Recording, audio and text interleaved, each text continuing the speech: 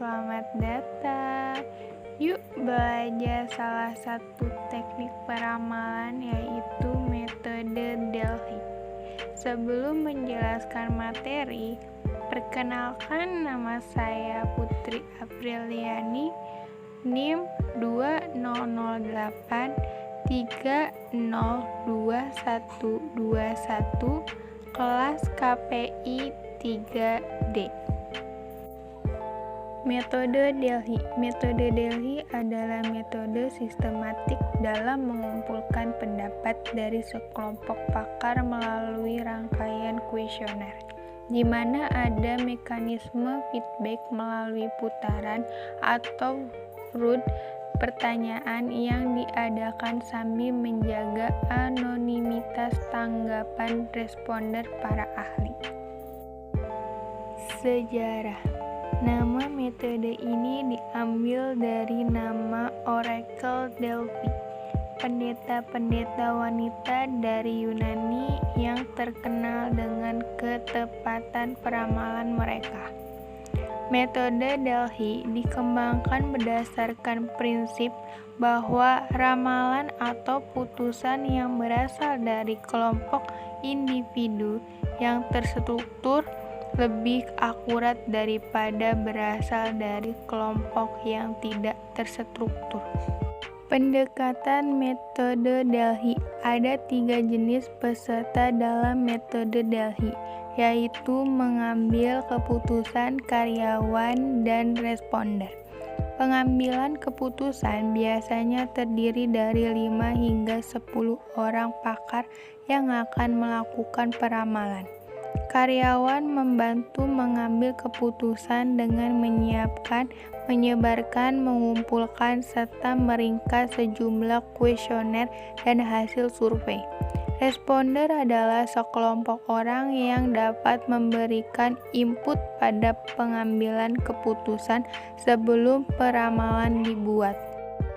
Langkah-langkah metode Delhi. 1. Pilihan fasilitator. Fasilitator yang tepat adalah orang yang memiliki kemampuan atau pengalaman dalam penelitian dan pengambilan data. 2.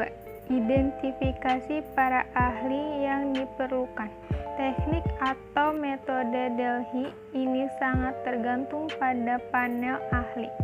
Tim panel ini dapat berasal dari tim proyek kita, pelanggan atau customer kita, atau ahli lain yang berasal dari organisasi kita sendiri maupun organisasi lainnya.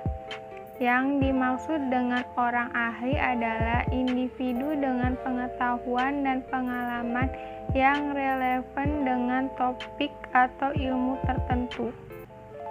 3. Definisikan masalah. Definisikan secara jelas masalah apa yang akan dibahas agar para ahli mengetahui masalah apa yang harus mereka berikan pandangan dan pendapat. Jika kita harus pastikan permasalahan yang akan kita bahas telah kita definisikan dengan tepat dan komprehensif. 4. Pertanyaan putaran pertama.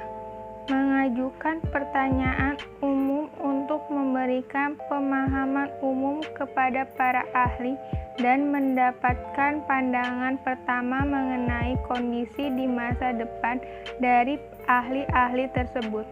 Pertanyaan-pertanyaan tersebut mungkin dapat dibuat dalam bentuk kuesioner atau survei. Susun dan buat ringkasan tanggapan serta hapus semua materi yang tidak relevan dengan topik permasalahan yang dibahas. 5. Pertanyaan putaran kedua. Berdasarkan jawaban dari pertanyaan putaran pertama, pertanyaan-pertanyaan pada putaran kedua harus ditunjukkan untuk memperjelas masalah tertentu. Pertanyaan-pertanyaan ini mungkin juga dapat dibuat dalam bentuk survei ataupun kuesioner. Susun dan rangkum lagi hasilnya dan hilangkan materi atau hasil yang tidak relevan serta berusaha untuk membangun konsensus dalam tahap ini. 6. Pertanyaan putaran ketiga. Kuesioner yang terakhir adalah kuesioner yang bertujuan untuk fokus pada pendukungan pengambilan keputusan.